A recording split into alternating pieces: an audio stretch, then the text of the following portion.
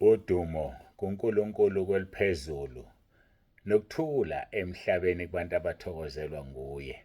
Bawunsibande uyakubingelela ndlalifa izulu ngithi uJesu Kristu inkosi.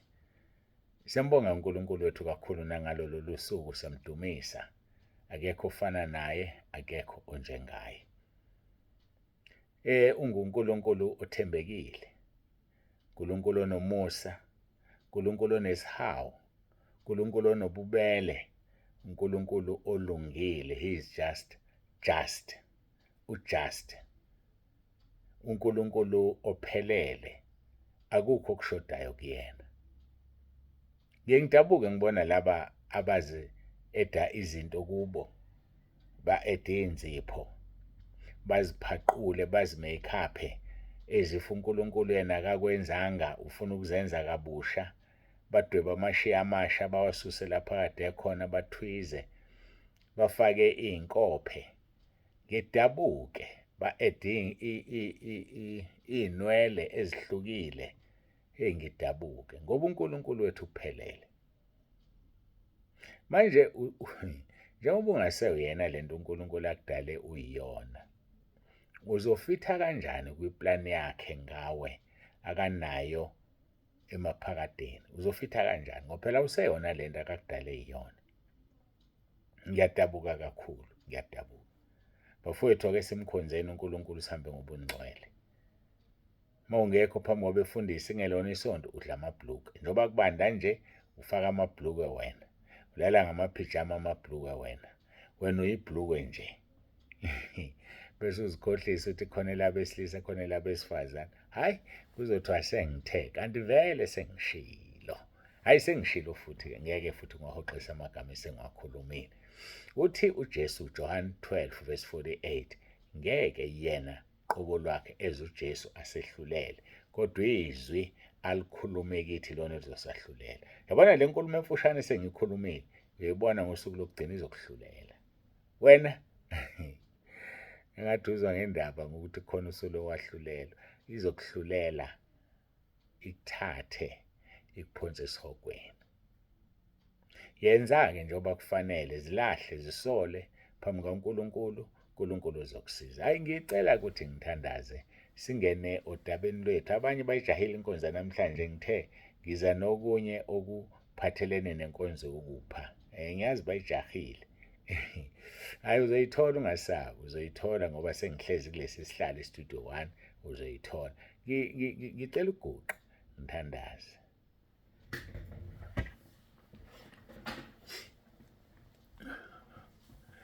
Baba wethu ongcwele, uNkulunkulu wethu onomusa, ngiyazithoba phambi kobuso bakho, ngiyaguqa. Wena wedwa uNkulunkulu engimguqelayo, akekho omunye, futhi akekho engiyobuye ngimguqele, wena wedwa.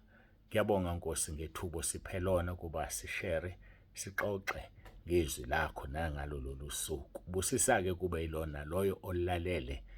Busise Nkosi, ngiyacela. uJesu Kristu inkosi. Amen.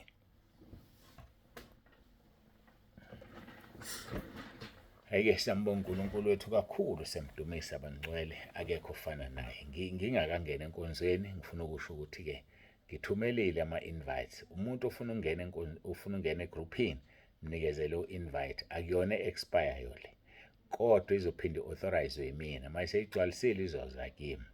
So kusho ukuthi mina funa from time to time ngilokhu ngi-check-a ukuthi abekho yini abapending abadinga ngibamukele. Iyona ndlela esengizobamukela ngayo. Kusho ukuthi wena chaza zonke izinto kuye, mina sengizobamukela ngale ndlela le. Siyambonga uNkulunkulu wethu. Kunezimo ufuna sizizame.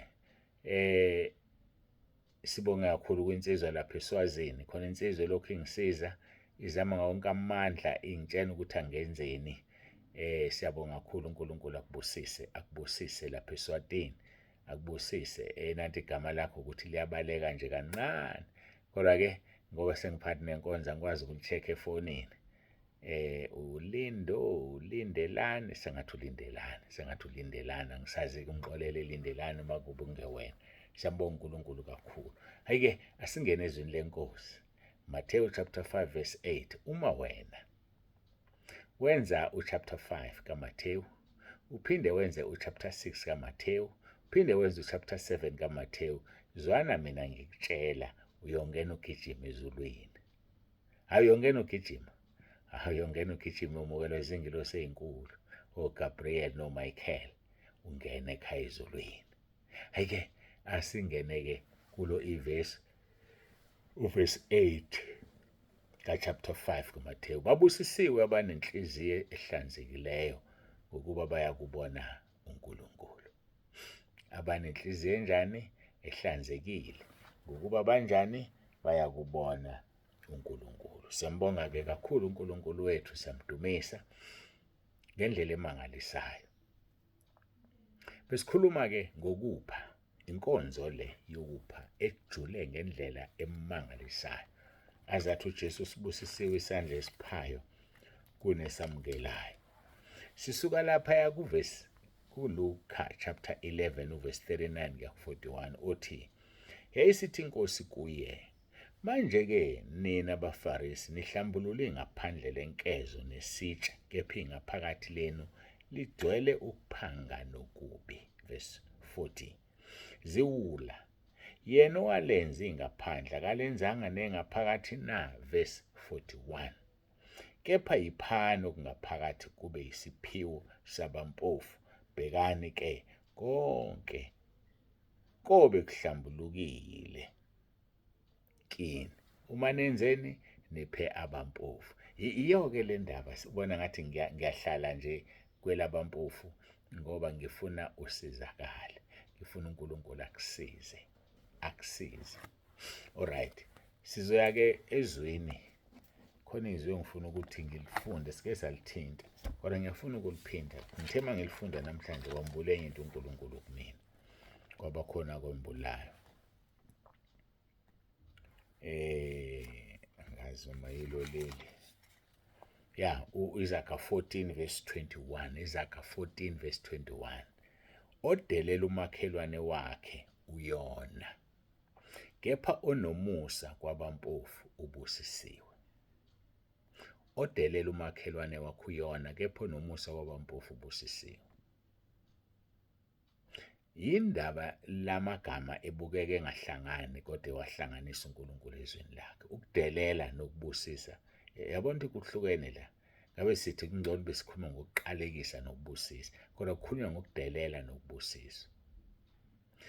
Uma ngilifunda leli vesi, likhona into uNkulunkulu akayambulayo. Odelela umakhelwane wakhe uyona. Njengoba lihlanganiswa nokuthi onomusa kwabampofu ubusisiwe, umakhelwane uyena phela lofika kuwe azocela usawoti. Umakhelwane uyena phela lofika kuwe azokwenana impuphu. Umakhelwane uyena phela lofika kuwe azocela ukukha amanzi ngoba mhlawumbe ipayipi lakhe liqhumile noma kunenkinga ethize. Umakhelwane loyo osondelene nawe odinga usizo kuwena. Uma wena ungamsizi, uyamdelela umakhelwane. Uyamdelela ngoba unalo usizo kodwa umsizi. Uzilandela isiqalekiso. Yikho kuthiwa onomusa kompofu. Umakhelwane wakho njengoba engena esangweni ezocela nje umpofu kunawe ngaleso sikhathi. Njengoba impofu ngaleso sikhathi musa ukumdelela, uzobeka icala lokumdelela uma ungamsizi. Kanti uma unomusa kuye uzitholela isiqalekiso. Umakhelwane bafowethu omunye umuntu umakhelwane. Ngiyababona nje bonke abanye. Yabona kodwa umakhelwane. Thanda umakhelwane wakho njengoba uzithanda wena. Ugezeleni umakhelwane wakho njengoba ugezile nje wena ekuseni. Udlile umakhelwane wakho njengoba udlile nje wena. Njengoba wosinyama nje wena, umakhelwane wakho ummemile. Angithi iphunga liyafika kuyeza ukuthi wosinyama. Thanda umakhelwane njengoba uzithanda wena. Ummemile yini umakhelwane wakho? Masimeme umakhelwane akukhathalisekile ukuthi uyakholwa noma akakholwa. Uzokholwa kanjani masimbandlulula? Meme umakhelwane wakho. Ukhona ongafanelanga ummeme, awukodwa bayithi. khona lo ngafanele ummeme esimthola kwabaseKorinte bokuqala chapter 5. Nganilobele encwadini yami ukuba ningahlanganyeli nezifebe. Angisho izifebe zalomhlaba, nokuba abahahayo nabaphange nokuba bakhonza izithombe, ngokuba phela ngabe nimele ukuphuma ezweni. Yikho ngithi mmeme ukuthi akakholwa kusho lutho. Kukhona lolu hlobo okungafanele silumeme, verse 11. Kepha manje nganilobela ukuba ningahlangani nomuntu obizwa ngokuthi ungumzalwane uma eyisifebe, obizwa ngokuthi ungumzalwane uma engohahayo, obizwa ngokuthi ungumzalwane uma engokhonza izithombe, obizwa ngokuthi ungumzalwane uma eyisithuki, ethuka inhlamba, obizwa ngokuthi ungumzalwane kanti uyisidakwa, obizwa ukuthi ungumzalwane kanti ungumphangi, ningaze nadla nokudla nonjalo. Yabona, awummemi loyo owake wakholwa wayeseyawa. Kodwa simema laba abangakaze bakholwe ngoba sifuna ukubazuzela ekukholweni. Hayi, siyalizwa ngcono leli zakhe ake ngiliphinde. Hawu, bakithi kanti ngibuye ngalivala. Odelela umakhelwane wakhe uyona, kepha onomusa kwabampofu ubusisiwe. Ayike ngingene kule ndaba engithembise yona. Sake sehlela isibusiso kwaNyawo. Ngisho mina kwaNyawo egwaliweni ngikwavuma. Kwakunenkosi ebizwa ngokuthi uMtshakela. Le nkosi le yayizala umkhwekazi wami.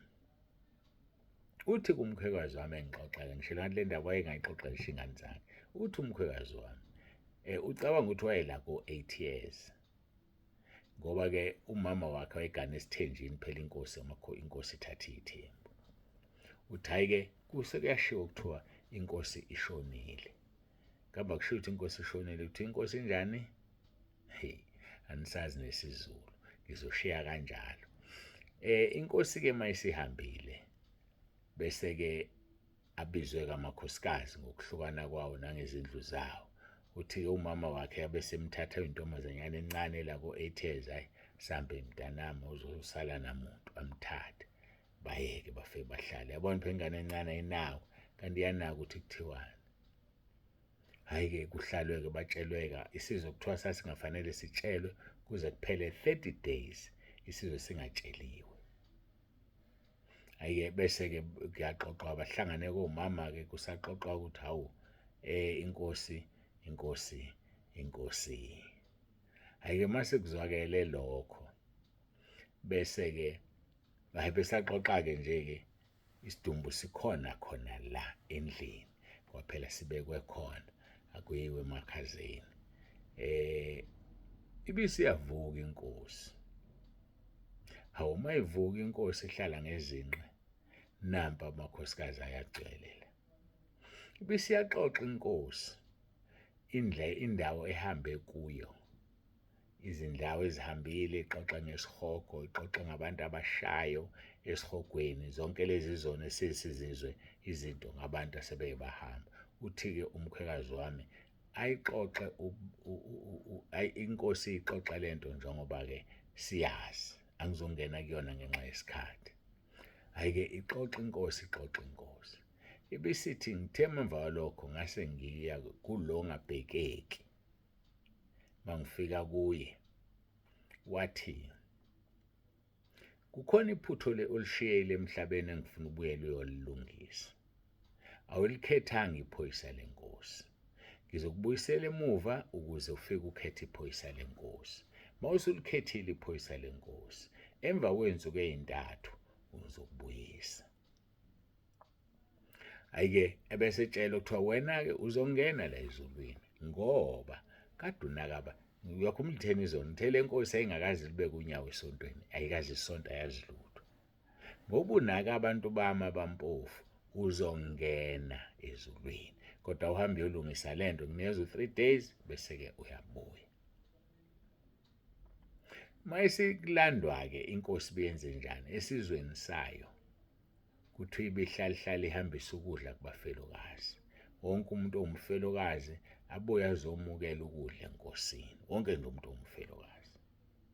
Iy'ntandane ibiqoqa ezabafana kudlala ibhola zizibe ubuntandane abese ziphukudla nezamantombazane ziphiwe ukudla. Intandane nje ubezinaka ayithatha ayifake esikoleni azikhokhele athi azingene esikoleni ingane zabantu kwazi izintandane ziphuma esikoleni ikwazi uzenze njani ukuzisiza.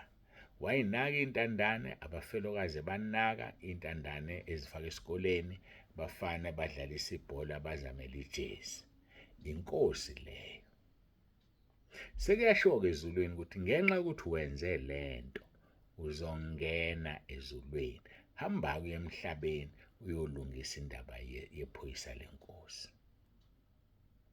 Uthi-ke umama bacabanga ukuthi mhlawumbe 2-3 days nje 30 days kwajatshula ukuthi inkosi ibuyile. Kanti exactly 3 days yayisiyashona.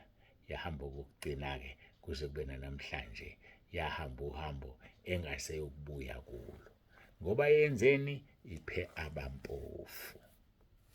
Hayi mina ngazi uma selikhumbula nezwi engeke ngalicaphuna laphaya kuIzaga 19:17 onomusa kompofu utshele kuJehova nomsebenzi wakho uyawubuyisela kuye. Iyabuyisela kamnandi lenkosi ngokuthatha ingeniswe ezulwini. Yabuyiselwa kamnandi. Ngifuna leli verse eliJakobe elikhuluma ngokuthi ukwahlulela ongena esihawu kuyomehlela lo ongenza isihawu. KaJakobe chapter 2 sofunda uverse 12 no13. Khulumani kanjalo nenze kanjalo njengokufanele abayokwahlulelwa ngomthetho wenkululeko. Verse 13 ngokuba ukwahlulelwa okungenasihawu kuyakumehlela ongenza isihawu. Isihawu sizigabise ekwahlulelweni. Yes, ukwahlulela okungenasihawu kuyomehlela ongenza isihawu ngoba isihawu sizigabise ekwahlulelweni. Le nkosi yanaka isizwe sayo yaba inkosi yangempela, yanaka bonke abafelokazi, yanaka zonke intandane zayo. Eyitshela induna lethani la intandane zami. Izinike ukudla izinaka. Lokho kwayenza yangena ezulwini. Ingawazi umnyango wesonto, ingakazi izivuma izono. Ngoba isihawu sizigabise ekwahlulelweni. Lisho njalo uverse 13 kaJakobe chapter 2. Webafowethu akenike nokuncishana. Yekani ukuncishana. Athi mayifika umakhelwane ezotshela usawoti kuthe ngane nimtshele nithi angikho. Ezincane evezi uthi umama sikutshela ukuthi akekho. Hawu. Kusho yena ngamagama ukhona, yebo ukhona. Ulapha endlini kodwa uthe sikutshela ukuthi akekho. Yayibona ke lonto. Uzilandela isiqalekiso nje. Uzilandela isiqalekiso kanti isibusiso sikhona sikhulu kabi lo. Naku umakhelwane wakho, thanda umakhelwane wakho njengoba uzithanda wena. Ngiyacabanga sekusele kodwa indaba. Ngazi uma uzoyixoxa-ke kusasa ekhuluma ngani ngokunakekela. Mhlawumbe uzoyikhuluma, mhlawumbe ngingayikhulumi angazi. Kodwa-ke le yenkosi uNkulunkulu ubekile ukuthi angiyikhulume.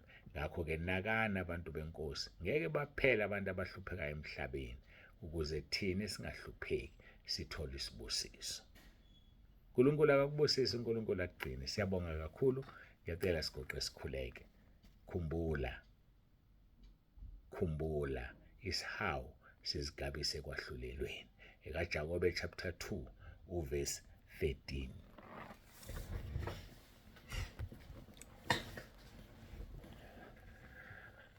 Baba egameni likaJesu siyabonga usithanda kwakho, siyakubonga Nkosi kakhulu usikhombisa izinto okufanele sizenze ukuze singene ezulwini. Udumo lonke-ke silinikeza wena lokufanele. Kukhona konke uNkulunkulu onomusa ngiyabonga. uJesu Kristu inkosi. Amen. Siyambonga uNkulunkulu wethu kangcwele, siyamdumisa. Hayi siyamdumisa. Limnandi izwi masilidla nje, silihlafuna nje. Silihlafune nje. uNkulunkulu engigcina. Mhlawumbe-ke ukuze sigcwalisele le ndaba yenkosi kufuneka sibheke uMathewu 25 ukwahlulelwa kwabantu. uMathewu thi ngibheke manje ukuze ngishiye into esile. into econfirmed. uMathewu ukwahlulelwa kwendodana uMathewu 25. Yebo, sizobheka yena-ke sigcwalisele lelizwi lenkosi. Lelizwi lekhu besikhuluma ngakho ngenkosi umtshakela wakwaNyawo eGwaliweni. uNkulunkulu abe nawe, uNkulunkulu akubusise ubaba uNzibande. Useyavalelisa. Uthi uJesu Kristu inkosi.